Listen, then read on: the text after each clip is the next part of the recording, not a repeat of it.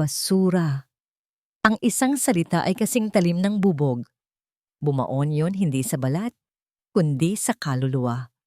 Mula sa pagkakubli sa likod ng isang malapad na haligi, naramdaman ni Mateo ang biglang pag-init ng kanyang mga pisngi. Ang kanyang mga kamay, nakasya lamang sa bulsa ng kanyang lumang shorts, ay mahigpit na kumuyom. Nakita niya kung paanong ang mga balikat ng kanyang lolo Ben ay bahagyang nangayayamot, na para bang pasan nito ang kahihiyanian ng buong mundo. Ang babaeng nagsalita, si Ma'am Veronica Salonga, ay nakatayo na parang isang reyna. Ang kanyang damit ay puting-puti, walang gusot, at ang kanyang buhok ay perpektong nakaayos. Ang kanyang amoy ay mamahalin, isang amoy na hindi mo malalanghap sa lugar kung saan sila nanggaling. Ang mga mata nito ay nakatuon sa paanan ng kanyang lolo, sa sapatos. Ang sapatos na magkasama nilang tinahi kaninang madaling araw. Kanina lang, bago pa man sumikat ang araw sa ibabaw ng maruming ilog Pasig, ang mundo ay payapa. Nagsimula ang araw nila sa tunog ng pagtilaok ng manok ng kapitbahay at sa amoy ng mainit na pandesal na inuwi ni Lolo Ben.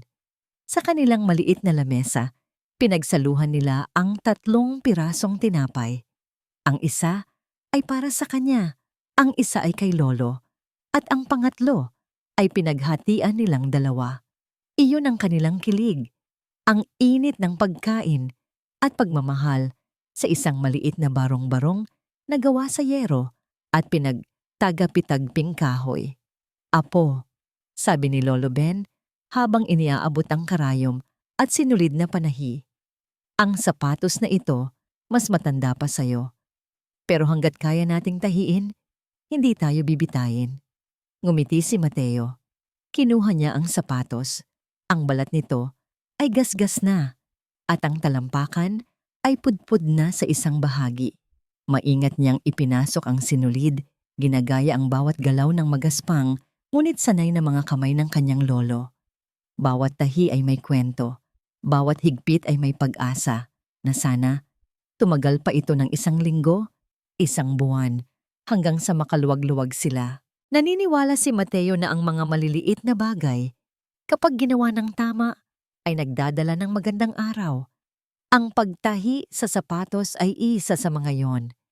Ngayon, habang nakatayo sa malamig at makintab na sahig ng parking lot ng Salonga Tower, ang sapatos na yon ang naging dahilan ng kahihiyan. Sinundan niya ang kanyang lolo, papasok sa trabaho, bit-bit ang baon nitong kanin at tuyo. Ang paglalakbay mula sa gilid ng Pasig hanggang sa puso ng Makati ay parang pagtawid mula sa lupa patungong langit. Dito, ang mga gusali ay salamin. Sumasalamin sa langit ngunit hindi ito abot. Malamig at matutulis ang mga sulok. Pagdating nila, isang itim at makintab na sasakyan ang huminto sa kanilang harapan. Bumaba mula rito ang isang lalaking mukhang pagod ngunit may awtoridad sa kanyang tindig. Si Don Arturo Salonga. Magandang umaga po, Sir Arturo. Bati ni Lolo Ben. Bahagyang yumukod at nagtanggal ng kanyang sombrero. Isang matipid, ngunit totoong ngiti ang gumuhit sa mga labi ni Don Arturo. Ben, maaga ka yata ngayon. Kailangan po, sir, para sigurado.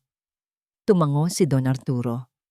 Merong kakaibang paggalang sa pagitan ng dalawa, isang ugnayan na nabuo sa maraming taon ng serbisyo at pagtitiwala. Sandali iyong nagbigay ng init sa pakiramdam ni Mateo. Ngunit ang init ay biglang naglaho nang bumukas ang pinto sa kabilang panig ng sasakyan. Lumabas si Ma'am Veronica. At doon nagsimula ang lahat. Ang kanyang mga mata ay hindi tumingin sa mukha ng kanyang lolo. Dumiretso iyon sa sapatos. Ang ngiti sa kanyang labi ay mapanukso. Ben, hindi ka ba napapagod sa itsura ng sapatos mo? Ang kanyang tinig ay kasing lamig ng hangin mula sa aircon ng sasakyan. Hindi ba't nakakahiya sa mga kliyente ng asawa ko na makita ang basahan mong yan sa paanan mo? At pagkatapos ay sinabi niya ang salitang yon. Basura. Parang may kung anong pumitik sa loob ni Mateo. Nakita niya ang paglunok ng kanyang lolo, ang marahang pagyuko nito para itago ang sakit sa kanyang mga mata. Walang salitang lumabas sa bibig ni Lolo Ben. Tanging katahimikan. Umalis ang mag-asawang salongga, iniwan ang kanyang lolo na nakatayo roon. Tila isang rebulto ng kahihiyan. Nais sanang lapitan ni Mateo ang kanyang lolo, pero bago pa man siya makahakbang, isang lalaking naka-uniformeng pang-security na may mas mataas na ranggo ang lumapit. "Ben," sabi nito. Ang boses ay formal at walang emosyon. "Sumunod ka sa akin sa opisina. May reklamo si ma'am. Hindi yun pakiusap. Iyon ay isang utos." At ngayon, habang sinusundan niya ng tingin ang kanyang lolo na naglalakad palayo, kasama ang hepe nito, narinig ni Mateo ang isa pang pag-uusap mula sa dalawang gwardiya sa malapit. "Narinig ko. Final warning na raw yan kay Mang Ben," sabi ng isa. "Isang pagkakamali pa? Tanggal na." Isang pagkakamali. Anong pagkakamali? Ang pagsusuot ng sapatos na tinahi ng pagmamahal? Biglang nanlamig ang buong katawan ni Mateo. Ang takot ay gumapang sa kanyang dibdib, mas malamig pa kaysa sa sahig na kinatatayuan niya. Ang trabaho ng kanyang lolo. Ang kanilang pagkain sa araw-araw. Ang lahat ng yon ay nakasabit ngayon sa isang hibla ng sinulid. Ang sinulid na ginamit nila para tahiin ang isang lumang sapatos. Nakaharap sa isang malaking salamin na may gintong kwadro, pinagmasdan ni Veronica ang kanyang refleksyon. Perpekto. Walang isang hibla ng buhok na wala sa lugar. Ang kanyang balat ay makinis, resulta ng mga mamahaling cream at lingguhang pagbisita sa derma. Ang kanyang suot na sutlang bestida ay bumagay sa kanyang katawan. Isang katawan na inalagaan ng yoga at balanced diet. Ngumiti siya, pero ang nangiti ay hindi umabot sa kanyang mga mata. "Ako si Veronica Salonga," bulong niya sa sarili. Isang dasal, isang paalala, isang kasinungalingan na paulit-ulit niyang sinasabi hanggang sa maging katotohanan. Hindi siya si Viring. Si Viring ay amoy putik, amoy pawis, amoy basura mula sa ilog Pasig. Si Viring ay may mga kalyo sa kamay at gasgas sa tuhod. Si Viring ay isang multo. Isang multo na dapat ay matagal nang nakalibing sa ilalim ng pundasyon ng Salonga Tower. Ngunit kanina, nakita niya ang multong yon. Hindi sa salamin, kundi sa parking lot. Nakita niya ito sa mukha ng matandang gwardya. Kay Ben. O sa mas tamang pangalan, Benok. Ang kapitbahay niya sa barong-barong. Ang kalaro niya sa pagpulot ng mga bote at bakal sa gilid ng ilog. Isang alaala ang biglang sumalakay sa kanyang isipan, hindi na imbitahan at marumi. Dalawang bata, parehong payat at sunog ang balat sa araw. Siya at si Benok. Inabutan siya nito ng isang maliit na piraso ng biskwit na napulot nito. "Hati tayo, Viring," sabi ng batang si Benok. Napapikit si Veronica. Pilit winawaksi ang imahe. Ang kabaitan nito noon ay isa na ngayong banta. Bawat pagbati ni Ben, bawat pagyuko nito ay isang paalala. Isang paalala kung saan siya nanggaling. At si Ben ang nag-iisang buhay na saksi na maaring sumira sa lahat ng kanyang pinaghirapan. Noon, isa lamang itong iritasyon, isang batong nakabara sa kanyang lalamunan. Ngunit ngayon, ito ay isang tunay na panganib. Ang biyahe ni Arturo sa susunod na araw. Ang pagsasara ng pinakamalaking deal sa kasaysayan ng kumpanya. At ang isang maliit na detalye sa kontrata na nagpatindig ng kanyang mga balahibo. Isang comprehensive due diligence na isasagawa ng kabilang partido. Isang masusing background check sa lahat ng miyembro ng pamilya Salonga. Kasama siya. Alam niya kung anong ibig sabihin noon. Bubuklatin nila ang kanyang buhay. Hahanapin nila ang kanyang birth certificate at matutuklasan nila na walang Veronica na ipinanganak sa mga magulang na idineklara niya. Matutuklasan nila si Viring Reyes, anak ng isang labandera at isang construction worker na namatay sa sakit. Ang lahat ay guguho. Ang yaman, ang kapangyarihan, ang respeto, ang pangalang Salonga. Hindi, hindi siya papayag. Itinayo niya ang kanyang palasyo mula sa abo at hindi niya hahayaang sirain ito ng isang multo mula sa nakaraan. Mayroon lamang isang paraan. Kailangang mawala ni Arturo bago pa man matuloy ang biyahe. Kapag nangyari iyon, walang deal, walang background check, at bilang biyuda, ang lahat ay mapupunta sa kanya. At si Ben, kailangan din niyang mawala. Ang ugat ng lahat ng kanyang takot.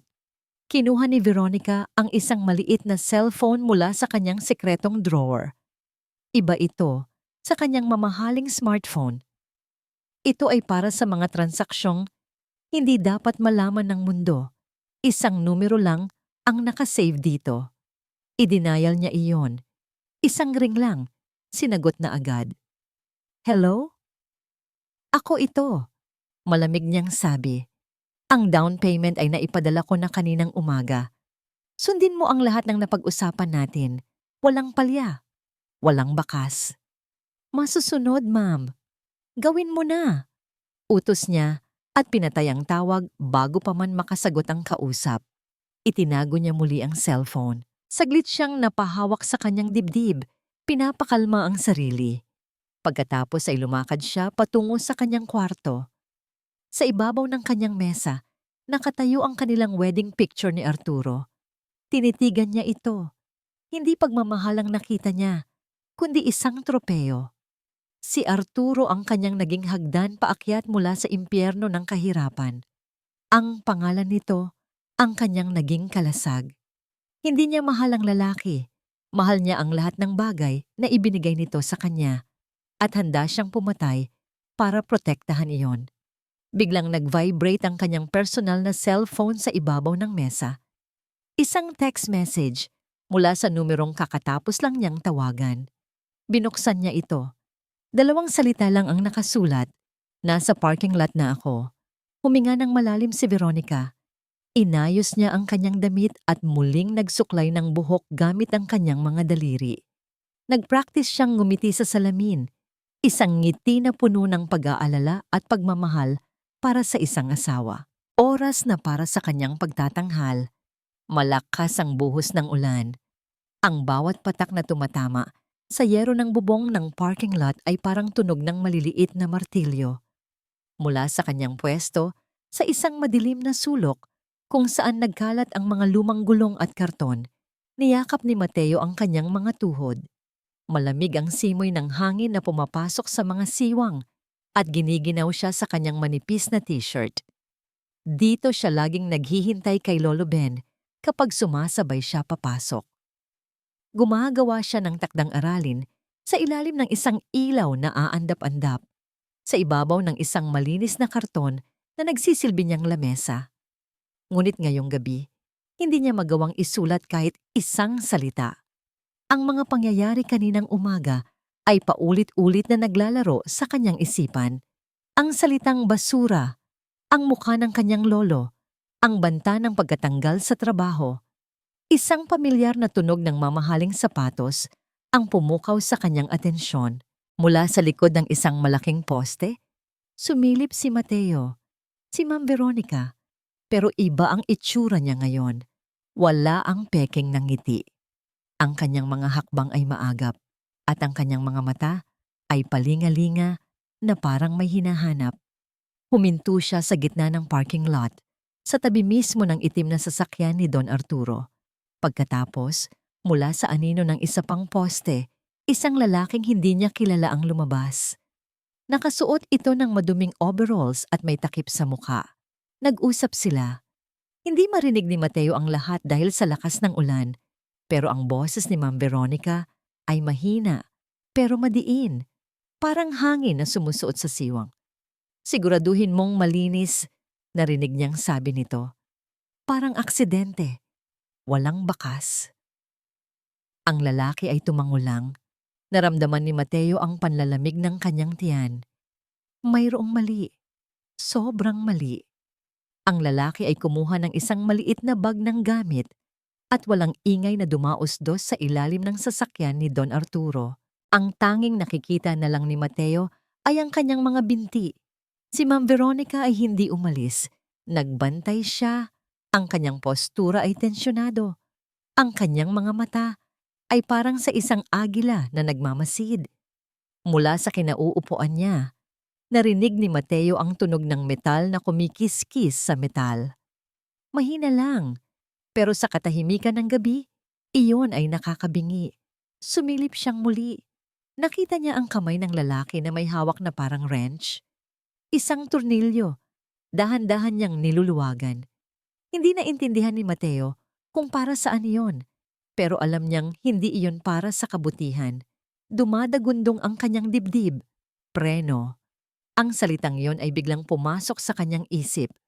Paano kung nanginginig ang kanyang mga kamay? Kailangan niya ng ebidensya. Kailangan niya itong ipakita sa kanyang lolo.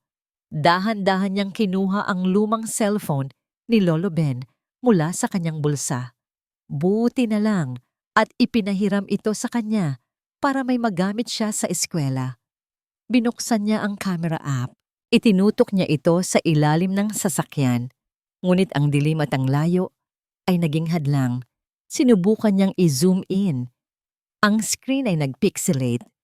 Bago pa man niya mapindot ang record button, isang icon ng baterya na may pulang linya ang kumislap sa screen. At pagkatapos, namatay ito. Kadiliman. Buwisit! Halos pabulong na mura ni Mateo sa kanyang sarili. Nanginginig niyang sinubukang buksan muli ang cellphone, pero wala na. Ubus na ang baterya. Wala siyang ebidensya.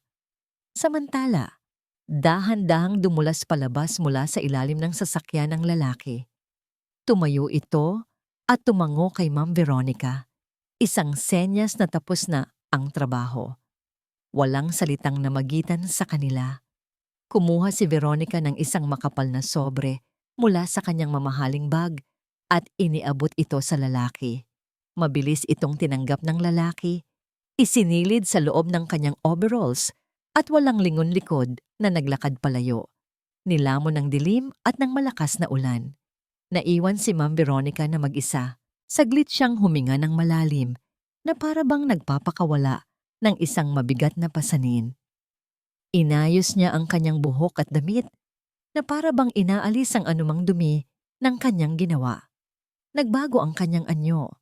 Mula sa isang taong gumagawa ng krimen, bumalik siya sa pagiging si Mrs. Salonga, ang eleganteng asawa ng bilyonaryo. Nagsimula na siyang maglakad pabalik sa elevator. At doon nangyari iyon. Bigla siyang huminto. Dahan-dahan siyang lumingon. Ang kanyang mga mata ay sinisipat ang bawat madilim na sulok ng parking lot. Ang mga mata niya ay parang dalawang matulis na punyal. Humihiwa sa anino. Nanigas si Mateo sa kanyang kinatatayuan. Napigil niya ang kanyang hininga. Ang kanyang puso ay hindi na tumitibok. Ito ay humahampas sa kanyang dibdib. Gustong kumawala. Ipinikit niya ang kanyang mga mata. Umaasang ang kadiliman sa likod ng kanyang mga talukap ay gagawin siyang invisible. Ang tingin ni Ma'am Veronica ay dumaan sa mga lumang gulong, sa mga patong-patong na karton, at huminto. Huminto ito sa direksyon kung saan siya nagtatago. 1 segundo. 2 segundo.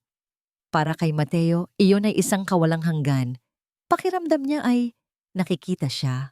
Alam niyang nakita siya. Ang lamig sa kanyang katawan ay hindi na dahil sa ulan. Ito ay dahil sa purong takot. Nahuli siya. Ngunit pagkatapos, kumurap si Veronica. Bahagya itong umiling na parang may itinataboy na isipin at nagpatuloy sa paglakad. Ang tunog ng kanyang mga takong na humahampas sa basang semento ay unti-unting humina hanggang sa tuluyan nang nawala. Nang marinig niya ang pagsara ng pinto ng elevator, saka lang nagpakawala ng hininga si Mateo. Isang nanginginig na hininga. Napaupo siya sa sahig, ang kanyang mga binti ay parang gulay sa lambot. Tumingin siya sa itim na sasakyan. Hindi na ito isang sasakyan sa kanyang paningin. Isa na itong bitag, isang kabaong na gawa sa metal. Ang bigat ng kanyang nakita ay biglang bumagsak sa kanya. Hindi lang ito isang simpleng paninira, walang dugo. Pero mayroon siyang naramdamang karahasan. Walang sigaw, pero mayroon siyang narinig na banta ng kamatayan. Naiwan siyang mag-isa sa dilim, kasama ang isang sikretong kayang pumatay ng tao at ang nakakatakot na tanong sa kanyang isipan, nakita nga ba siya? Hindi na hinintay ni Lolo Ben na sumikat ang araw. Ang kwento ni Mateo kagabi ay umalingaw-ngaw sa kanyang isipan buong magdamag. Isang paulit-ulit na bangungot na gumising sa kanya bago pa man tumilaok ang mga manok. Apo, sigurado ka ba? Tanong niya sa 10 beses habang nagtitimpla ng kape. Ang kanyang mga kamay ay bahagyang nanginginig. Nakatayo si Mateo sa tabi niya. Ang mukha ay maputla. Sa ilalim ng liwanag ng nag-iisang bombilya, hindi na ito ang mukha ng isang bata. Mayroong bigat sa kanyang mga mata. Lolo, kitang-kita ko po. Sila po. May ginawa sila sa ilalim ng sasakyan ni Sir Arturo. Narinig ko po si Ma'am Veronica. Walang bakas, sabi niya. Ang mga salitang iyon, walang bakas, ay tumusok sa puso ni Lolo Ben na parang yelo. Nawala ang lahat ng kanyang pagdududa. Ang takot na nakita niya sa mga mata ng kanyang apo ay hindi gawa-gawa lamang. Ito ay totoo. Kailangan nating sabihin kay Sir Arturo, sabi ni Lolo Ben. Ang kanyang boses ay puno ng determinasyon na hinugot mula sa takot. Kailangan nating balaan siya. Hindi na sila nag-agahan. Ang gutom ay napalitan ng kaba. Nagmadali silang bumiyahe patungong Makati. Ang bawat segundo ay parang isang oras. Pagdating nila sa lobby ng Salonga Tower, ang lugar ay abala na. Mga lalaking naka-Amerikana, mga babaeng nagmamadali habang kumakalansing ang kanilang mga takong sa makintab na sahig. Ang lahat ay gumagalaw na may layunin. Abala sa kani-kanilang mundo. At sa gitna ng lahat, nakita nila si Don Arturo. Papalabas na siya, napapaligiran ng kanyang mga assistant at personal na gwardiya. Sir Arturo! Sigaw ni Lolo Ben, sinusubukang lumusot sa mga tao. Ngunit para siyang isang maliit na bangka na sumusubok sumalungat sa agos. Isang malaking gwardiya ang humarang sa kanya. Mang Ben, saan ka pupunta? Bawal dito. Sandali lang, kailangan kong makausap si Sir Arturo. Mahalaga ito. Pagpupumilit niya, ang kanyang boses ay naglalaman na ng desperasyon. Lolo, maniwala ka sa akin. Sigaw ni Mateo. Nakakapit sa laylayan ng damit ng kanyang lolo. Pero ang kanilang mga sigaw ay nalunod sa ingay ng labi. Itinulak ng gwardiya si Lolo Ben paatras. Napaurong siya. Muntik nang matumba. Kahihiyan. At sa sandaling iyon, lumitaw si Veronica na parang isang anghel sa kanyang puting damit. Ang kanyang nangiti ay perpekto. Tinapik niya ang balikat ng gwardiya. Hayaan mo siya. Ano yon, Ben? Isang saglit na pag-asa ang sumilay kay Lolo Ben. Lumapit siya. Ang kanyang boses ay naging pabulong. Ma'am, ang sasakyan po ni Sir, may kailangang malaman si Sir Arturo. Isang panganib po. Hindi niya natapos ang kanyang sasabihin. Ang ngiti ni Veronica ay nanatili, ngunit ang kanyang mga mata ay naging yelo. Lumapit ito, na para bang may ibubulong, ngunit ang kanyang mga salita ay lason. Ano sa tingin mo ang ginagawa mo, matanda? Anggil niya. Sapat lang para marinig ni Lolo Ben. Sinusubukan mong gumawa ng gulo para mapansin? Para makaganti dahil sa sapatos mo? Hinawakan niya ang braso ni Lolo Ben. Ang mga kuko ay bumaon sa tela. Makinig ka sa akin, isa ka lang basura. At kapag narinig ko pang nagsalita ka ng kahit isang salita patungkol dito, sisiguraduhin kong hindi ka lang mawawalan ng trabaho. Sisiguraduhin kong ikaw at ang apo mong pulubi ay matutulog sa lansangan ngayong gabi. Binitawan niya ito. Ang ngiti ay bumalik sa kanyang mga labi. Humarap siya sa mga tao sa paligid. Pasensya na po sa abala. Itong si Mang Ben ay medyo nalilito lang yata ngayong umaga. Bumagsak ang mundo ni Lolo Ben. Ang lakas ng loob niya ay biglang nawala. Tinunaw ng mga salita ni Veronica. Napayuko na lang siya. Talunan. Ngunit hindi si Mateo. Habang nakatingin siya sa kanyang natulalang lolo, isang galit at desperasyon ang pumuno sa kanya. Hindi pa tapos ang laban.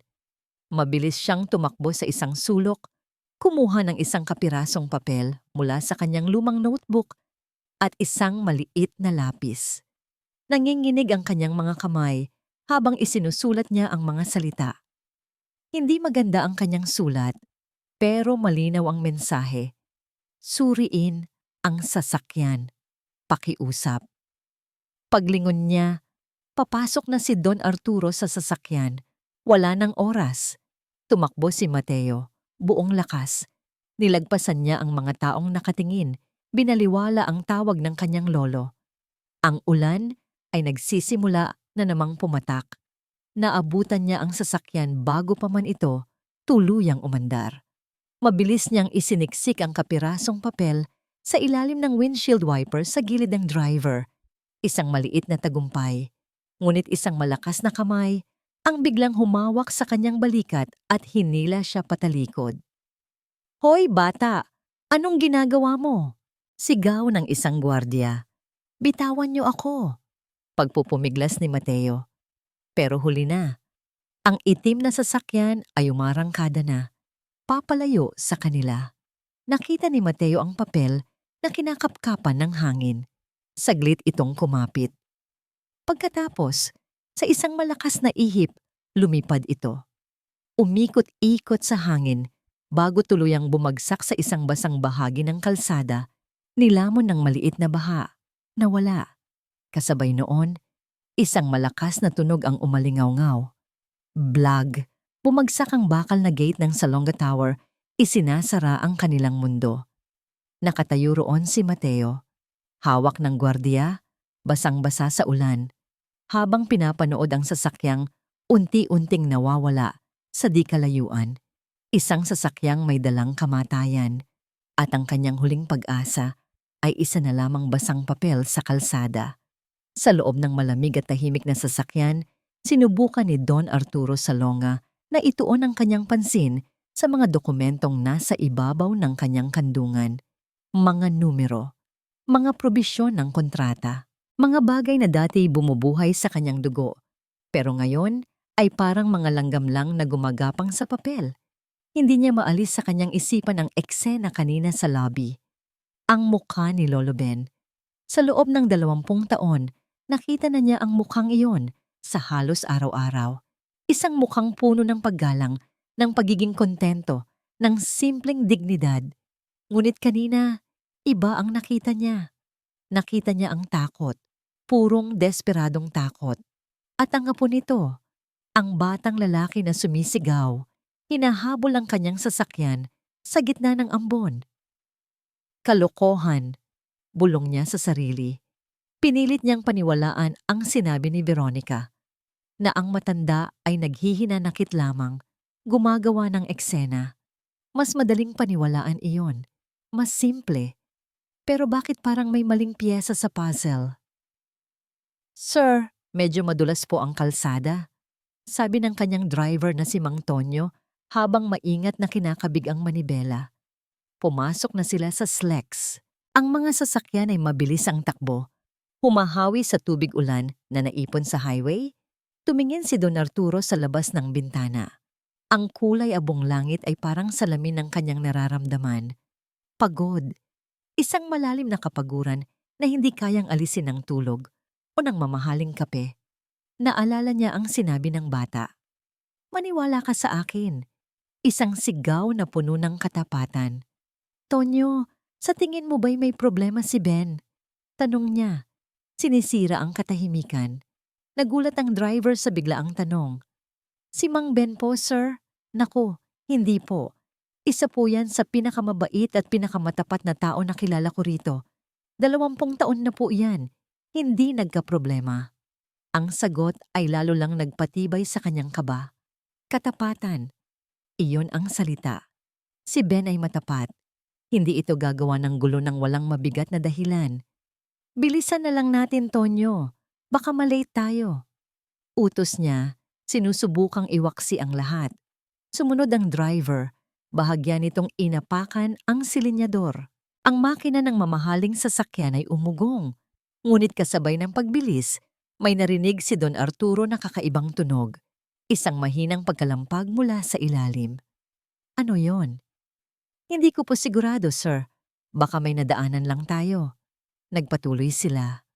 Ngunit nang kailanganing magmenor ni Tonyo dahil sa isang mabagal na bus sa unahan, inapakan nito ang preno. At walang nangyari. Inapakan niya itong muli. Mas malakas. Ang sasakyan ay bahagya lang bumagal, kasabay ng isang nakakakilabot na tunog ng paggiling ng metal. Sir, ang preno! Sigaw ni Tonyo. Ang kanyang muka ay biglang namutla. Ang bus, sa unahan, ay papalapit ng papalapit. Ibomba mo! Sigaw ni Don Arturo. Ang kanyang puso ay biglang umakyat sa kanyang lalamunan. Ginawa ni Tonyo ang sinabi niya, paulit-ulit na inaapakan at binibitawan ng preno. Ang sasakyan ay parang isang mabangis na hayop na ayaw paawat. Gamitin mo ang emergency brake! Hinila ni Tonyo ang lever. Nagkaroon ng malakas na dagundong at nagsimulang umikot ang likuran ng sasakyan. Nag-hydroplane ito sa basang kalsada. Ang lahat ay gumalaw sa slow motion.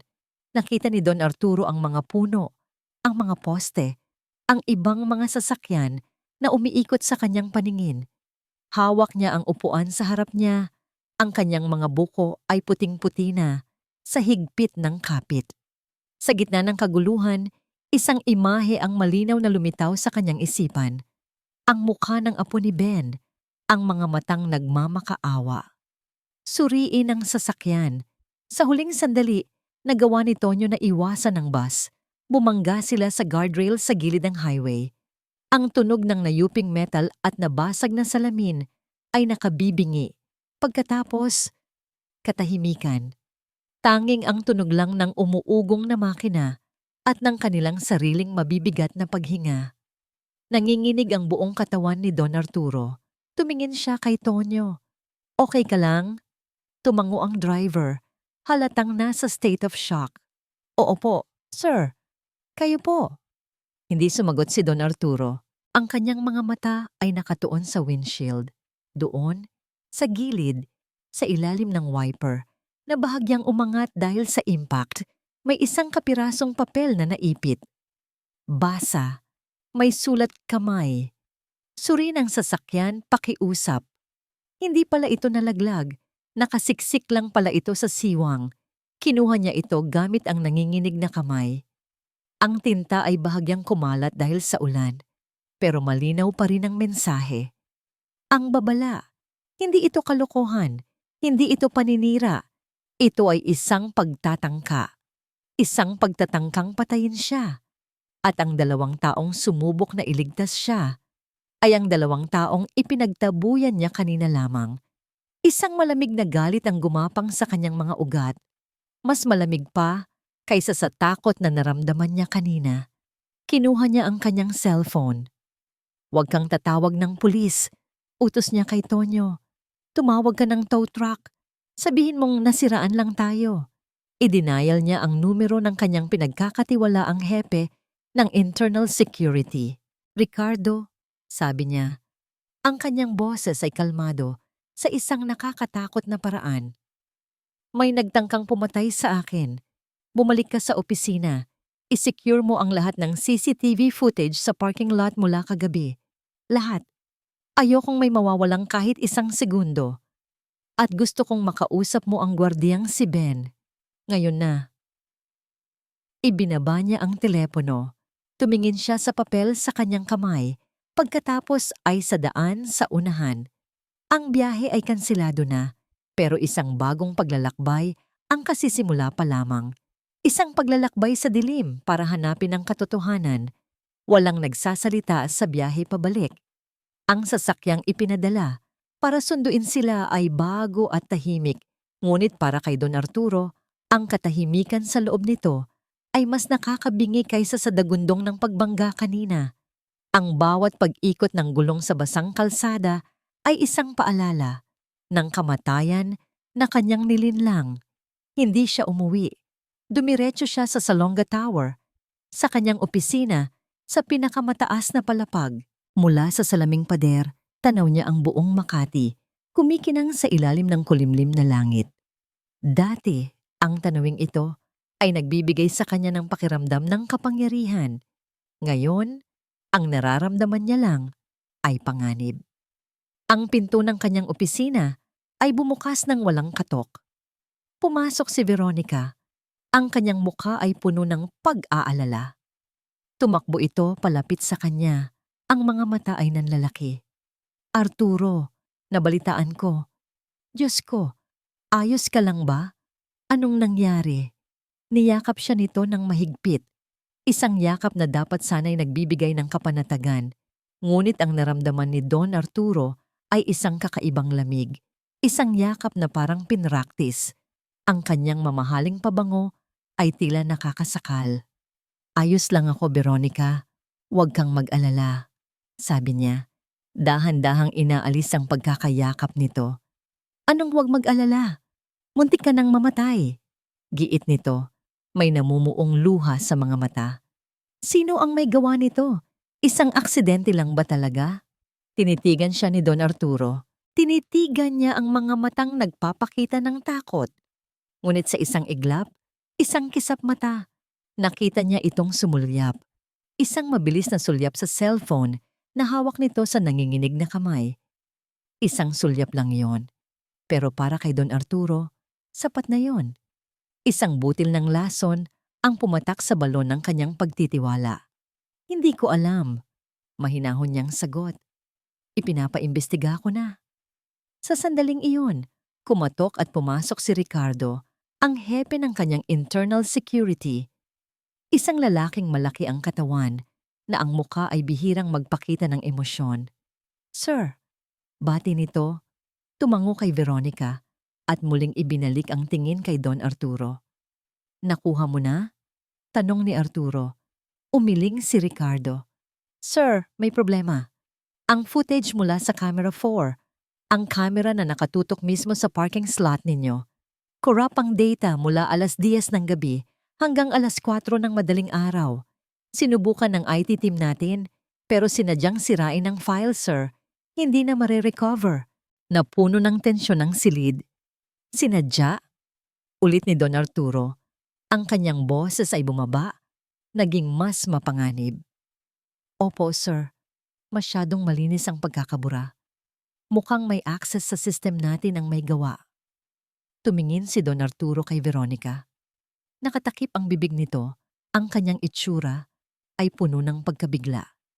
Ngunit sa likod ng pagkabiglang iyon, nakita ni Don Arturo ang isang panandaliang kislap ng tagumpay o guni-guni niya lang ba yon? Arturo, ibig sabihin, may traidor sa loob ng kumpanya? Tanong ni Veronica. Ang boses ay nanginginig. Hindi siya sinagot ni Don Arturo. Ang kanyang isip ay bumalik sa lobby, sa matandang gwardiya. Ricardo, sabi niya, hindi inaalis ang tingin kay Veronica. Nasaan si Ben? Nasa security office po, sir. Pinatatawag ko po gaya ng utos ninyo. Gusto kong makita ang 201 file niya, ang buong record niya sa kumpanya. Ngayon din. Masusunod po, sir. Akmang aalis na si Ricardo nang bigla itong huminto. Ay, sir, may isa pa po pala. Ano yon? Yung report ko po kanina. Tungkol sa mga kamera natin yon. Ngunit may isa pang kamera, galing sa katapat na gusali, isang BPO company. Ang isa sa kanilang mga external camera ay nakatutok ng diretso sa entrance at exit ng parking lot natin. Hindi ito kasama sa system natin, kaya hindi nila nagalaw. Sinusubukan na po naming kunin ang kopya ng footage nila. Biglang tumahimik si Don Arturo. Dahan-dahan siyang lumingon at muling tumingin sa bintana, sa gusaling na sa kabilang kalsada. Isang kamera, Isang siwang sa perpektong plano ng kung sino man ang may gawa nito. Isang sinag ng liwanag sa napakadilim na araw. Ang bawat segundo ay parang karayom na tumutusok sa balat ni Veronica. Nakaupo siya sa kanyang walk-in closet, isang silid na mas malaki pa sa bahay na kanyang kinalakhan, napapaligiran ng mga damit at sapatos na nagkakahalaga ng milyon-milyon. Pero pakiramdam niya ay nasusukol siya na ang mga dingding ay unti-unting lumalapit. Isang kamera. Ang mga salitang yon ni Ricardo ay umuulit-ulit sa kanyang isipan na parang sirang plaka. Isang pagkakamali, isang butas sa kanyang plano na akala niya'y perpekto. Alam niyang wala na siyang oras. Ang imbestigasyon ni Arturo ay parang isang mabagal, ngunit tiyak na agos ng lava. At kapag narating siya nito, matutunaw ang lahat ng kanyang itinayo. Kailangan niyang lumikha ng isang pader. Isang pader na kayang harangin ang agos. At ang pader na yon ay may pangalan, Ben. Kailangan niyang kumilos ng mas mabilis. Kinuha niya ang kanyang cellphone at tinawagan ng isang numero. Hindi ito ang numero ng lalaking inutusan niyang sumira sa sasakyan. Ito ay isang numero na mas matagal na niyang itinatago. Isang utang na loob mula sa isang taong may mataas na posisyon sa ahensya ng mga security guard. "Hello?" Sagot ng boses sa kabilang linya. "Kailangan ko ng pabor," sabi ni Veronica. Ang kanyang boses ay walang bakas ng pag-aalinlangan. "Isang malaking pabor at kailangan kong mangyari ito sa loob ng isang oras." Ibinaba niya ang tawag matapos ibigay ang kanyang mga detalyadong instruksyon. Pagkatapos, muli niyang kinuha ang burner phone, ang telepono, para sa maruruming gawain. Idinayal niya ang numero ng mekaniko. "Nasaan ka?" tanong niya. "Malayo na, ma'am," gaya ng usapan. "Magaling. Makinig ka. May ipapagawa pa ako. Doble ang bayad," sabi niya. At ipinaliwanag ang ikalawang bahagi ng kanyang plano. Isang plano na magtatanim ng ebidensya. Pagkatapos ng mga tawag, huminga siya ng malalim. Pumasok siya sa kanyang banyo at naghilamos. Tumingin siya sa salamin. Ang mukha na nakatingin sa kanya ay kalmado, kontrolado. Ito ang mukha na kailangan niya. Ang mukha ng isang biktima. Lumabas siya ng kwarto at naglakad papunta sa security office sa ground floor. Ang kanyang mga hakbang ay may layunin. Ang bawat empleyadong nakakasalubong niya ay bumabati sa kanya. Ang kanilang mga mukha ay puno ng awa at pag-aalala para sa sinapit ng kanyang asawa. Sinuklian niya ang lahat ng yon ng isang matipid at malungkot na ngangiti. Pagdating niya sa opisina, nakita niya si Ricardo na kausap ang ilang tauhan. "Ricardo?" tawag niya. Ang boses ay bahagyang nanginginig. Naisip ko lang, baka makatulong." "Ano po iyon, ma'am?" Si Mang Ben," sabi niya, na para bang nahihirapan siyang bigkasin ang mga salita.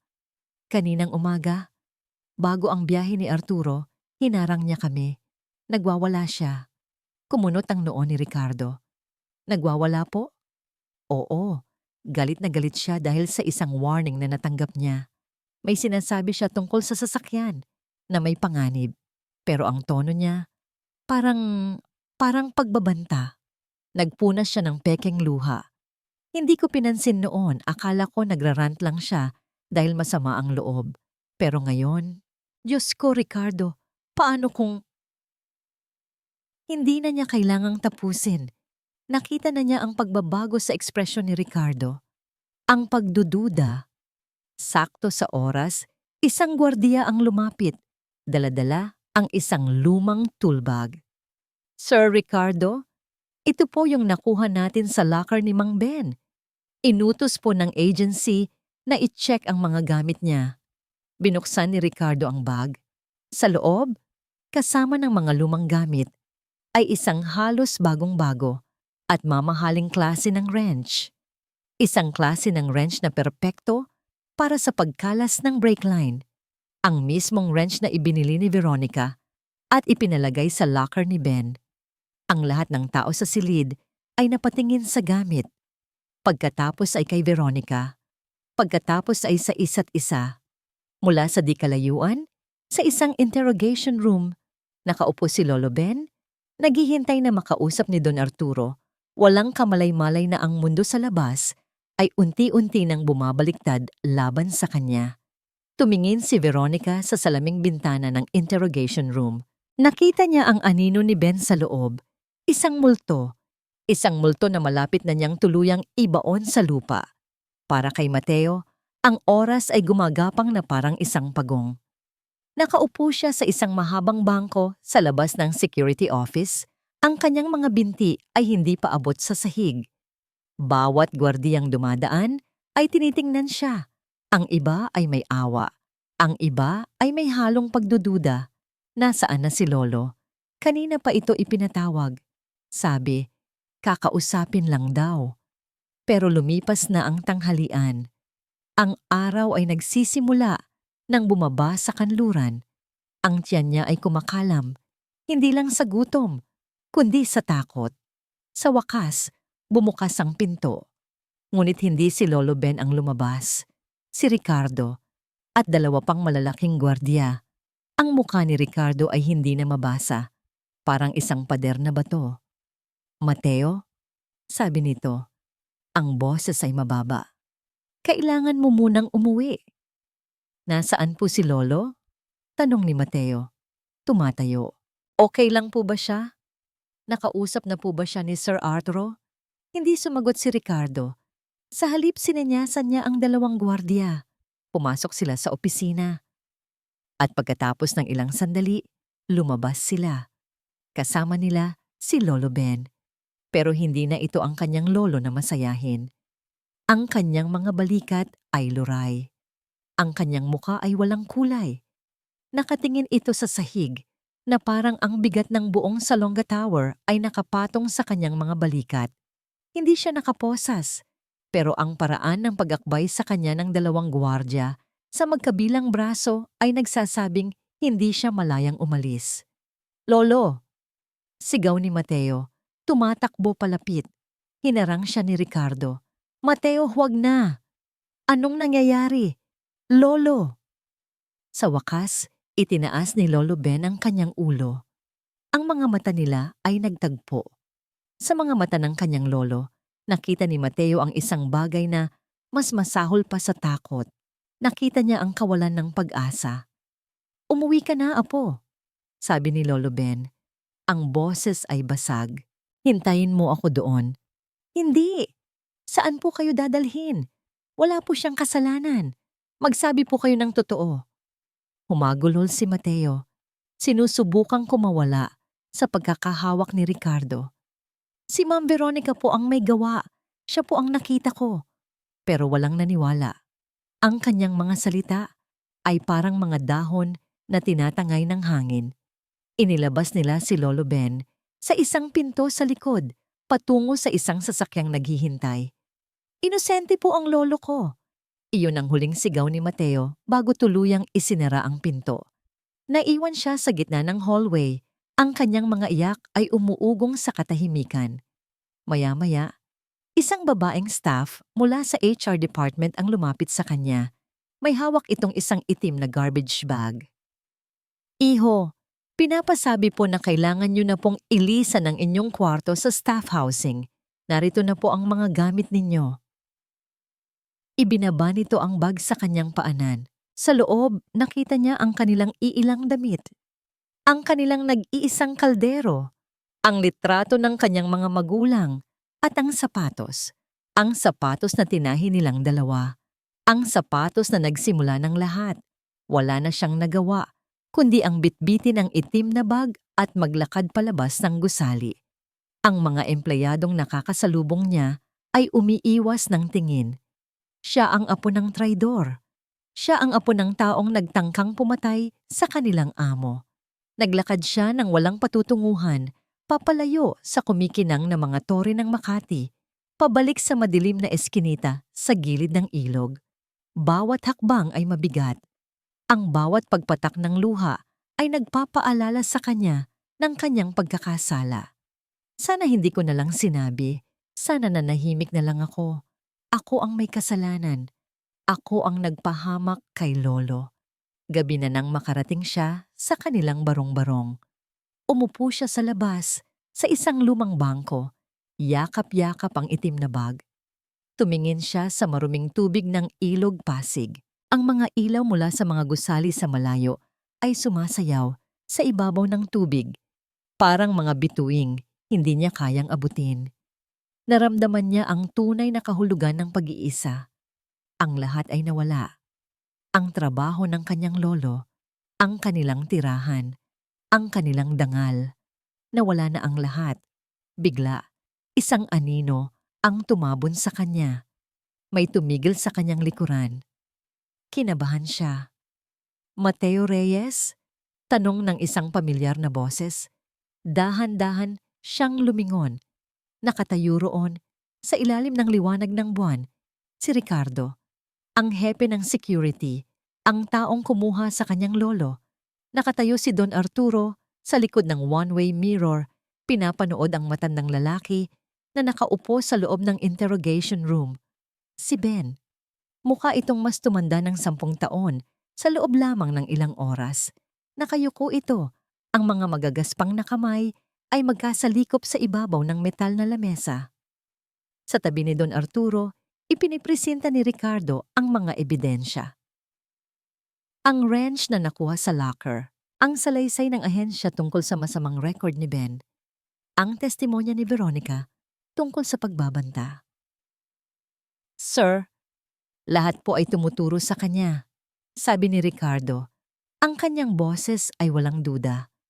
Motibo? Paghihiganti. Oportunidad. Bilang security guard, alam niya ang schedule ninyo at ang mga blind spot ng mga kamera. Ebidensya, ang gamit na nakuha sa locker niya. Case closed na po sana ito. Sana. Ang salitang iyon ay nag-iwan ng puwang, isang puwang para sa pagdududa. Tumingin si Don Arturo sa refleksyon niya sa salamin. Ang taong nakatingin pabalik sa kanya ay isang bilyonaryo, isang CEO, isang lalaking sanay na magtiwala sa datos at sa mga ebidensya. At ang lahat ng ebidensya ay nagsasabing si Ben ang may kasalanan. Pero bakit may isang bahagi sa kanya na hindi makapaniwala? Masyadong madali. Bulong ni Don Arturo. Po, sir? Ang lahat ay masyadong perpekto, Ricardo. Masyadong malinis. Parang isang script na isinulat ng maaga. Naalala niya ang 20 taon ng serbisyo ni Ben. Naalala niya ang isang beses na naiwan niya ang kanyang pitaka sa sasakyan, puno ng cash at mga credit card. Si Ben ang nakakita. Si Ben ang nag-abot nito sa kanya kinaumagahan. Walang labis, walang kulang. Ang taong yun ba, ang taong yun na hindi kumuha ng kahit isang piso, ay magtatangkang pumatay para sa isang simpleng warning? Hindi tugma. At nariyan ang bata, ang kanyang mga matang puno ng katotohanan. Ricardo, nasaan ang bata? Tanong ni Don Arturo, hindi pa rin inaalis ang tingin sa matanda. Nasa kanila na po, sir, sa may gilid ng ilog. Inalis na po sila sa staff housing. Isang kirot ng konsensya ang naramdaman ni Don Arturo. Isang bata, mag-isa sa dilim. Gusto kong dalhin mo siya rito? Utos niya, sa wakas ay lumingon kay Ricardo. Nagulat ang hepe ng security. Pero sir, para saan po? Ang kaso po ay... Hindi pa sarado ang kaso hanggat hindi ko sinasabi. Putol ni Don Arturo. Ang kanyang boses ay may bigat at autoridad na matagal nang hindi naririnig sa kanya. Dalhin mo sa akin ang bata, dito mismo sa opisina ko, at gusto kong walang ibang makakaalam nito. Walang sino man. Naiintindihan mo ba? Lalo na si Veronica. Ang pagbanggit sa pangalan ng kanyang asawa ay nag-iwan ng mapait na lasa sa kanyang bibig. Tumango si Ricardo, walang tanong. Masusunod po, sir. Habang paalis si Ricardo, pumasok naman ang isang staff mula sa IT department. May hawak na isang hard drive. Sir, ito na po yung kopya ng footage mula sa kabilang gusali. I-play mo sa main screen ng opisina ko. Naglakad si Don Arturo pabalik sa kanyang malawak na opisina. Isinara niya ang mga blinds, lumilikha ng isang pribadong espasyo. Umupo siya sa kanyang leather na upuan, sa harap ng isang screen na kasing laki ng isang pader at naghintay. Handa na siyang makita ang katotohanan o ang kasinungalingan gamit ang sarili niyang mga mata. Ilang sandali pa, pumasok muli si Ricardo. Sa pagkakataong ito, hindi siya nag-iisa. "Sir," sabi ni Ricardo, "bago po kami umalis para sunduin ang bata, may dumating pong email mula po sa kumpanyang ka-deal ninyo sana." "Anong tungkol doon?" "Inattach po nila ang kopya ng standard operating procedures nila para sa mga bagong partnership. Kasama po rito ang background check request form para sa inyo at kay Ma'am Veronica." Iniabot ni Ricardo ang isang folder. Binuksan ito ni Don Arturo. Ang kanyang mga mata ay mabilis na binabasa ang mga linya, mga karaniwang bagay. Pangalan, petsa ng kapanganakan, mga magulang. Hindi niya maintindihan kung ano ang koneksyon nito sa nangyayari. Mukhang wala naman. Isa lang itong standard na dokumento. Itinabi niya ang folder sa kanyang lamesa, kasabay ng pag-flash ng imahe sa malaking screen. Ang view mula sa kamera ng kabilang gusali. Nagsimula na ang palabas. Nakatayo si Mateo sa gitna ng opisina ni Don Arturo. Pakiramdam niya ay lumiliit siya. Ang sahig ay malambot na karpet, ang mga dingding ay gawa sa madilim na kahoy at salamin. At ang lamesa sa kanyang harapan ay mas malaki pa sa kanilang buong barong-barong. Sa likod ng lamesa, nakaupo si Don Arturo Salonga, hindi bilang isang amo, kundi bilang isang taong naghahanap ng sagot.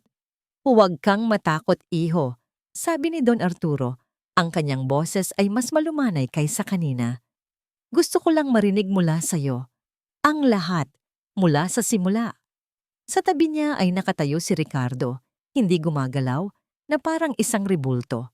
Nanginginig pa rin si Mateo, pero ang pag-aalala para sa kanyang lolo ay mas matimbang kaysa sa takot. Huminga siya ng malalim. "Nakita ko po si Ma'am Veronica." Panimula niya. Ang kanyang tinig ay maliit ngunit buo. "Sa parking lot. Kagabi po, noong umuulan. May kasama po siyang lalaki. Inutusan niya po yung lalaki na may gawin sa ilalim ng sasakyan ninyo." Habang nagsasalita si Mateo, ang mga mata ni Don Arturo ay hindi kumukurap. Bawat salita ng bata ay parang isang patak ng asido. Unti-unting tinutunaw ang pader ng pagtanggi na kanyang itinayo. Narinig ko po siyang sinabi, "Walang bakas." Pagtatapos ni Mateo. Katahimikan. Tumingin si Don Arturo kay Ricardo. Walang nagsalita, pero nagkaintindihan sila. "I-play mo." Pinindot ni Ricardo ang isang button sa remote. Ang malaking screen sa dingding ay umilaw. Ang video ay medyo malabo. Kuha mula sa malayo at butil-butil dahil gabi. Pero malinaw. Malinaw na malinaw. Unang lumabas sa video ang isang babae. Nakapayong, naglalakad patungo sa itim na sasakyan. Si Veronica. Pagkatapos, isang lalaki ang sumunod. Nag-usap sila. Hindi marinig ang audio, pero ang mga galaw, ang pag-abot ng sobre, ang pagdausdos ng lalaki sa ilalim ng kotse, lahat ay nandoon. Ito ay isang tahimik na pelikula na nagsasabi ng isang napakaingay na katotohanan. Parang may humaplos na malamig na kamay sa puso ni Don Arturo. Ang babae sa screen, ang kanyang asawa, na kanina lang ay umiiyak sa kanyang balikat, ay ang mismong arkitekto ng kanyang muntik ng maging kamatayan. Pinindot ni Ricardo ang pause. Ang imahe sa screen ay nagyelo sa sandali, kung saan inaabot ni Veronica ang sobre sa lalaki. Ang kataksilan, nahuli sa isang frame. Hindi makahinga si Don Arturo. Ang hangin sa silid ay biglang naging mabigat at makapal. Tumingin siya mula sa screen patungo sa folder na nasa ibabaw ng kanyang lamesa. Ang background check request. Ang bagay na tila walang koneksyon. Dahil sa isang hindi maipaliwanag na impulso, kinuha niya ito. Muli niyang binasa ang mga nakasulat, pero sa pagkakataong ito, mas mabagal. pangalan ng asawa. Veronica Salonga, pangalan sa pagkadalaga. Veronica de Guzman, as per records, pangalan ng ama. Ricardo de Guzman, pangalan ng ina. Elena de Guzman, isang pamilyang hindi niya kailanman nakilala. Laging sinasabi ni Veronica na ulila na siya, na ang mga magulang niya ay namatay sa isang aksidente noong bata pa siya at wala na siyang ibang kamag-anak. Isang malungkot na kwento na lagi niyang pinaniniwalaan. Ricardo, sabi ni Don Arturo, ang kanyang boses ay garalgal. I-check mo ang pangalang Binok. Sa lumang police records, sa mga census data ng Tondo, malapit sa Ilog Pasig, noong dekada 90. Hindi naintindihan ni Ricardo ang koneksyon, pero tumalima ito.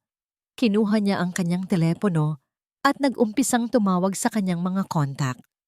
Habang naghihintay, muling kinuha ni Don Arturo ang 201 file ni Lolo Ben. Binuklat niya ito hanggang sa pinakaunang pahina. Ang kanyang application form, isinulat 20 taon na ang nakalipas. Pangalan, Benjamin Reyes Palayaw. Benok. Lugar ng kapanganakan, Tondo, Manila. Ang dugo ni Don Arturo ay biglang nanlamig. Reyes Benok. Tumingin siya sa bata. Mateo, anong buong pangalan ng lolo mo? Benjamin Reyes po. At sa sandaling iyon, lahat ng piraso ng puzzle ay bumagsak sa tamang lugar. Hindi na lumilikha ng isang larawan, kundi ng isang napakalaking pagsabog. Biglang nagsalita si Ricardo na kasalukuyang may kausap sa telepono. Sir, nahanap na po nila. Benjamin Benok Reyes. May isang kapitbahay, isang Viring. Viring Reyes, pinsan niya. Itinuring na parang kapatid. Ulila na rin daw po. Viring Reyes. Isang pangalang hindi niya kailanman narinig, ngunit sa isang iglap, alam na niya ang lahat. Ang biyahe, ang kontrata, ang background check. Hindi lang ito tungkol sa pera. Hindi lang ito tungkol sa pagkuha ng kanyang yaman. Ito ay tungkol sa pagtatago, pagpatay sa nakaraan, pagpatay sa nag-iisang tao na maaaring makakilala sa kanya. At nang mabigo iyon, ang pagdiin sa mismong taong iyon, ang babaeng pinakasalan niya ay isang multo, isang kasinungalingan, at ang pangalan ng multong iyon ay hindi Veronica. Ang pangalan niya ay Viring. Nahulog ang folder mula sa kamay ni Don Arturo. Ang mga papel ay kumalat sa sahig na parang mga tuyong dahon. Tumingin siya kay Mateo, hindi na bilang isang amo sa apo ng isang empleyado, kundi bilang isang taong nalulunod na nakakita ng salbabida. Ang bata ang nagsabi ng totoo. Ang bata ang nagligtas sa kanya sa higit sa isang paraan. Tumayo siya. Ang pagod sa kanyang mukha ay nawala. Napalitan ng isang bagay na mas matigas, mas malamig. Isang bagay na mapanganib. Ricardo, sabi niya, ang kanyang boses ay walang emosyon na siyang nagpahiwatig ng lalim ng kanyang galit. Ihanda mo ang mga abogado. Tumawag ka sa opisina ng district attorney. Sabihin mong meron akong personal na ibibigay na testimonya. Humarap siya sa pinto ng kanyang opisina, patungo sa kanyang penthouse suite kung saan naghihintay ang kanyang asawa. At Ricardo, dagdag niya, huminto ng hindi lumilingon. Huwag mong hahayaang umalis ng bahay si Veronica. Ang engranding library ng penthouse ay karaniwang isang lugar ng kapayapaan para kay Veronica. Ang amoy ng mga lumang libro at mamahaling kahoy ay nagpapakalma sa kanya. Ngunit ngayong gabi, ang silid ay parang isang kulungan. Naglalakad siya pabalik-balik sa Persian rug. Ang bawat pagkaluskos ng kanyang sutlang damit ay parang isang sigaw sa katahimikan. Bakit hindi pa tumatawag si Arturo? Anong nangyayari sa investigasyon? Ang katahimikan ay mas masahol pa kaysa sa masamang balita. Biglang bumukas ang pinto. Pumasok si Don Arturo. Isinara niya ang pinto sa kanyang likuran. Ang marahang pag-click ng trangka ay tumatak sa tenga ni Veronica na parang isang hatol. May kakaiba sa kanya. Wala ang pagod sa kanyang mga mata. Wala ang bigat sa kanyang mga balikat. Ang naroon ay isang nakakakilabot na kalma, isang katahimikan bago ang isang malakas na bagyo. Arturo, mahal, simula niya, lalakad sana palapit para yakapin ito. Saan ka galing? Nag-aalala ako. Huwag, sabi niya. Isang salita lang. Ngunit ang bigat nito ay pumigil kay Veronica sa kanyang kinatatayuan. Naglakad si Arturo, hindi patungo sa kanya, kundi sa isang malaking lamesa sa gitna ng silid. Mula sa isang folder na dala niya, inilabas niya ang dalawang bagay. Ang una ay isang litrato, isang still image mula sa isang CCTV footage. Malabo, ngunit malinaw. Siya sa parking lot, inaabutan ng sobre ang isang lalaking nakayuko sa ilalim ng sasakyan. Ang pangalawa ay isang papel, ang background check request form. Walang imik na inilatag niya ang mga ito sa ibabaw ng makintab na kahoy. Napako ang tingin ni Veronica sa litrato. Ang hangin ay biglang nawala sa kanyang mga baga. Isang malamig na takot ang gumapang mula sa kanyang mga paa, paakyat sa kanyang batok. Ano ito, Arturo? Isang uri ng masamang biro? Hindi siya pinansin ni Don Arturo. Tumingin lang ito sa kanya. Ang mga mata ay walang mababakas na anumang emosyon. Sino si Viring Reyes? Ang tanong ay parang isang malakas na sampal. Mas malakas pa kaysa sa isang tunay na sampal. Gumuho ang mundo ni Veronica. Ang sahig sa ilalim ng kanyang mga paa ay biglang naging buhangin. Hindi ko alam ang sinasabi mo. Nauutal niyang sagot. Ang kanyang boses ay isang mahinang bulong. Sinubukan niyang kumapit sa huling hibla ng kanyang kasinungalingan. Veronica ang pangalan ko. Kilala mo ako, Arturo. Asawa mo ako. Ang asawa ko ay isang multo. Sagot ni Arturo. Ang kanyang boses ay nanatiling malamig at patag. Isang karakter na nilikha mo. Ang babaeng pinakasalan ko ay hindi kailanman umiral. Hindi totoo yan. Sigaw niya, ang kanyang pagkukunwari ay nagsisimula ng gumuho. Paninira lang yan. Gawa-gawa lang yan ng matandang si Ben para sirain ako. Para sirain tayo. Si Ben? Dito, sa unang pagkakataon, isang bakas ng emosyon ang lumitaw sa mukha ni Arturo. Isang mapait na ngiti. Ang taong sinubukan mong idiin ay ang nag-iisang tao sa buong mundo na nakakakilala sa tunay mong pagkatao. Ang pinsan mo, ang tinuring mong kapatid. Tumigil ka. Bakit, Viring? Ang pagbanggit sa pangalang yon ay ang huling dagok. Doon na siya tuluyang bumigay. Ang maskara ay nabasag. Ang Veronica Salonga na kanyang nilikha ay naglaho. Ang natira na lamang ay si Viring, ang batang gutom mula sa gilid ng ilog, na ngayon ay isang babaeng nasusukol at desperada. Oo, ako nga. Umamin siya. Ang kanyang boses ay puno ng pait at galit. Ang mga luha ay bumuhos mula sa kanyang mga mata, mga totoong luha sa pagkakataong ito. Ako nga si Viring. Ano ngayon? Ikinahihiya mo ba ako? Kinamumuhian mo ba ako dahil nanggaling ako sa putik?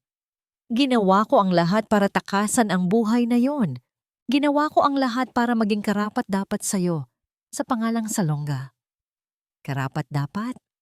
Umalingaw-ngaw ang boses ni Arturo sa silid. Pumatay ka, Viring, o sinubukan mo. Para sa ano? Para sa pera? Para sa mga damit na ito? Para sa bahay na ito? Hindi. Sigaw niya. Para sa akin. Para hindi na ako muling maging basura. Kasalanan mo rin ito. Kung hindi dahil sa pesteng background check na, yan, hindi sana mangyayari ito. Tahimik na sana tayo. Umiling si Don Arturo, isang malalim na awa at pagkasuklam ang makikita sa kanyang mga mata. Ang kasalanan mo ay hindi ang kahirapan, Veronica. Hindi ang pagiging si Viring. Ang kasalanan mo ay ang kasakiman mo, ang takot mo, at ang pagtataksil mo sa lahat ng taong nagtiwala. Sa'yo, kasama na ako. Lumakad siya patungo sa pinto. Saan ka pupunta? Tanong niya. Ang kanyang boses ay puno ng panik. Arturo, wag mo akong iwan. Pakiusap. Mahal kita. Huminto si Arturo sa may pinto. Ang kanyang likod ay nakaharap sa kanya. Ang pagmamahal ay hindi naninira. Ang pagmamahal ay hindi pumapatay. Sa sandaling iyon, isang tunog ang narinig nila mula sa labas. Ang tunog ng doorbell. Tumingin si Veronica sa security monitor sa tabi ng pinto. Nakikita niya ang lobby sa ibaba. At sa labas ng malaking pinto ng penthouse, nakatayo ang dalawang lalaking nakauniporme.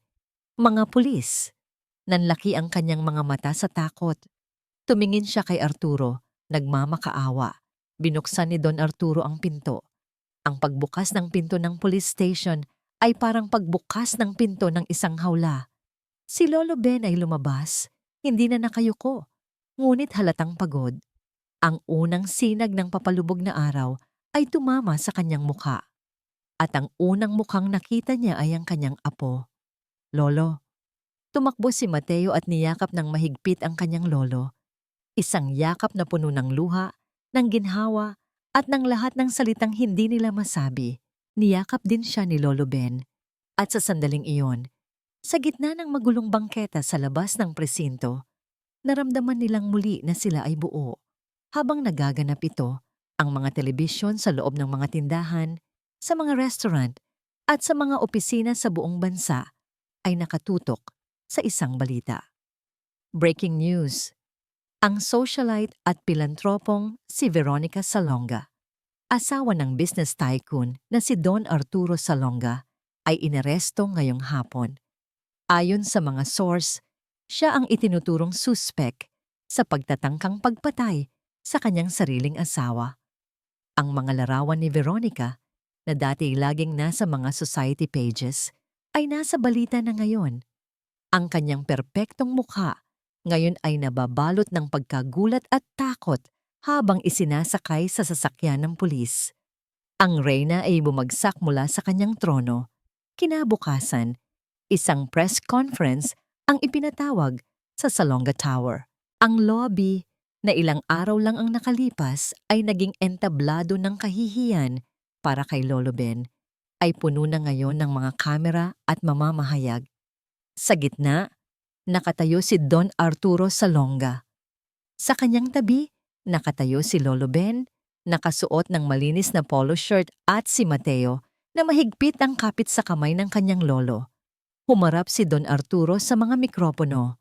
Ang kanyang boses na ipinarinig sa buong bansa ay kalmado, ngunit puno ng bigat. Ako ay nagsasalita sa inyo ngayon, hindi bilang isang CEO, kundi bilang isang tao na nagkamali. Panimula niya, isang tao na nabulag ng kasinungalingan, at sa aking pagkabulag ay muntik ng isakripisyo ang dangal at kalayaan ng isang mabuting tao. Itinuon niya ang kanyang tingin kay Lolo Ben. Sa harap ninyong lahat, humihingi ako ng tawad kay G. Benjamin Reyes, isang tapat at matapang na tao, na sa halip na pakinggan ay aking hinusgahan. Ang kanyang dangal ay dinungisan, at iyon ay isang pagkakamaling habambuhay kong pagsisisihan. Pagkatapos, tumingin siya sa mga kamera upang itama ang pagkakamaling ito at upang bigyang pugay ang katapangan ng kanyang apo, si Mateo Reyes. Isang bata na nagturo sa akin ng kahulugan ng integridad. Opisyal kong inilulunsad ngayon ang Pasig River Scholarship Foundation. Isang pondo na tutulong sa edukasyon ng mga batang manggagawa na katulad ni Mateo. Mga batang ang tanging pangarap ay isang mas magandang kinabukasan. Isang bulungan ng paghanga ang kumalat sa mga manunood. Si G. Reyes ay ibabalik sa kanyang trabaho, pagpapatuloy ni Don Arturo, hindi bilang isang gwardiya, kundi bilang ang bagong Chief of Staff para sa buong Security Division ng Salonga Corporation. Nanlaki ang mga mata ni Lolo Ben. Hindi siya makapaniwala sa kanyang narinig. Napatingin siya kay Don Arturo na tumango lamang sa kanya, isang kilos ng paggalang at pagpapanumbalik ng dangal. Samantala, sa isang malamig na selda, pinapanood ni Veronica ang lahat Sa isang maliit na telebisyon, nakikita niya ang kanyang asawa na nagbibigay ng parangal sa taong kanyang kinamumuhian. Nakikita niya ang pagbagsak ng lahat ng kanyang itinayo. Tumunog ang telepono sa guard station. Isang tawag para sa kanya.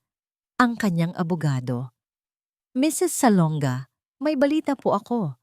Lahat po ng charity board na miyembro kayo ay nag-pull out na. Ang mga kaibigan ninyo, wala pong gustong magpiyansa. Ibinaba ang telepono. Ang mga kaibigan, ang mga kasosyo, ang lipunan na kanyang sinamba. Lahat sila ay tumalikod. Ito ang tunay na sentensya. Hindi ang mga taon sa kulungan, kundi ang habambuhay na pagiging wala. Ang pagiging isang basura, ang salitang minsan niyang ipinukol sa iba, ngayon ay bumalik upang multuhin siya. Isang linggo pagkatapos ng press conference, isang itim at makintab na sasakyan ang huminto sa dulo ng isang makipot na eskinita sa gilid ng Ilog Pasig. Isang tanawing hindi pangkaraniwan sa lugar na yon. Bumukas ang pinto sa likuran at bumaba si Don Arturo Salonga.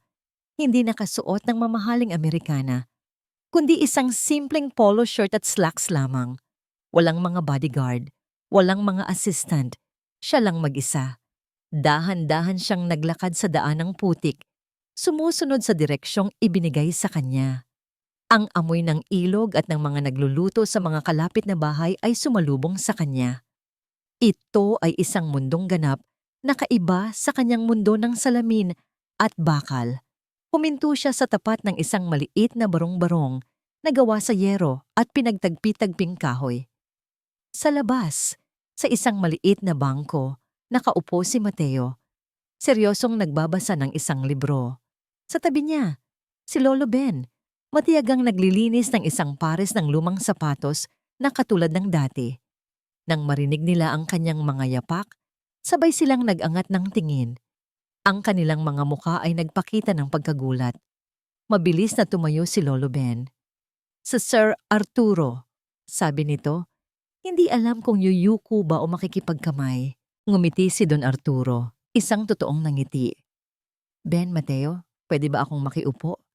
Hindi na naghintay ng sagot. Dahan-dahan niyang inalis ang kanyang mamahaling sapatos na katad, ipinatong sa gilid, at umupo sa kabilang dulo ng kahoy na bangko. Ang kanyang mga paa na nakasuot ng medyas ay sumayad sa lupa. Isang mahabang katahimikan ang namagitan sa kanila. Hindi ito isang awkward na katahimikan, kundi isang katahimikang puno ng mga bagay na hindi kailangang sabihin. Ang tanging maririnig lang ay ang mahinang agos ng ilog at ang huni ng mga ibon. Si Lolo Ben ang unang bumasag nito. "Gusto niyo po ba ng kape, sir?" Tumango si Don Arturo. "Gusto ko niyan." Pumasok sa loob si Lolo Ben. Naiwan si Don Arturo at si Mateo. "Maganda ba yung binabasa mo?" tanong ni Don Arturo. Ipinakita ni Mateo ang pabalat. Isa itong libro tungkol sa mga bituin at planeta. "Opo, ang lawak po pala ng mundo." "Mas malawak pa kaysa sa inaakala mo," sagot ni Don Arturo, nakatingin sa malayo. Bigla siyang nagsalita. Ang boses ay mahina. "Alam mo, Mateo, mayroon din akong anak na lalaki dati. Halos kaedad mo na siya siguro ngayon. Mahilig din siyang tumingin sa mga bituin." Ito ang unang beses na binanggit niya ang tungkol sa kanyang anak sa isang taong hindi niya kapamilya. Isang sugat na matagal na niyang itinatago. "Nasaan na po siya?" tanong ni Mateo, sa inosenteng paraan ng isang bata. "Nasa mga bituin na siya," sagot ni Don Arturo. Isang mapait na ngiti ang gumuhit sa kanyang mga labi. "Matagal na panahon na, at mula noon, parang tumigil na rin akong tumingin sa langit. Masyado akong naging abala sa pagtingin sa baba, sa lupa, sa mga numero. Nakalimutan ko nang mayroon palang liwanag sa itaas." Tumingin siya kay Mateo. "Ang ginawa mo, ipinaalala mo sa akin na tumingala muli. Ipinakita mo sa akin na kahit sa pinakamadilim na lugar, meron pa ring liwanag." Lumabas si Lolo Ben. Dala ang 2 baso ng mainit na kape. Iniabot niya ang isa kay Don Arturo. Tinanggap niya ito. Humigop siya. Ang kape ay matapang at matamis. Iba sa kapeng iniinom niya araw-araw. Ngunit sa sandaling iyon na ang pinakamasarap na kapeng natikman niya sa buong buhay niya. May inilabas si Don Arturo mula sa dala niyang paper bag. Isang salansan ng mga bagong libro, mga encyclopedia, mga aklat pampaaralan, mga kwentong pambata. At sa ilalim, isang bagong-bagong laptop. Para sa iyo, Mateo, sabi niya. Para maabot mo ang mga bituin. Nanlaki ang mga mata ni Mateo. Niyakap niya ang mga libro na parang isang kayamanan. Umupo si Lolo Ben sa tabi nila. 3 lalaki, mula sa 3 magkakaibang henerasyon, mula sa 3 magkakaibang mundo, nakaupo sa isang bangko sa tabi ng ilog, umiinom ng kape habang papalubog ang araw. Sa unang pagkakataon sa loob ng napakaraming taon, naramdaman ni Don Arturo Salonga ang kapayapaan. Bago siya umalis, tinanong siya ni Mateo ng isang simpleng tanong, "Okay na po ba kayo?" Tumingin si Don Arturo sa bata. Sa kanyang mga matang puno ng sinseridad, tumango siya. "Dahil sa'yo," sabi niya, "magiging okay ako." Lumipas ang 6 na buwan. Ang umaga sa Makati ay nagsisimula pa rin sa sikat ng araw na tumatama sa mga salaming gusali. Malamig at matalim pa rin.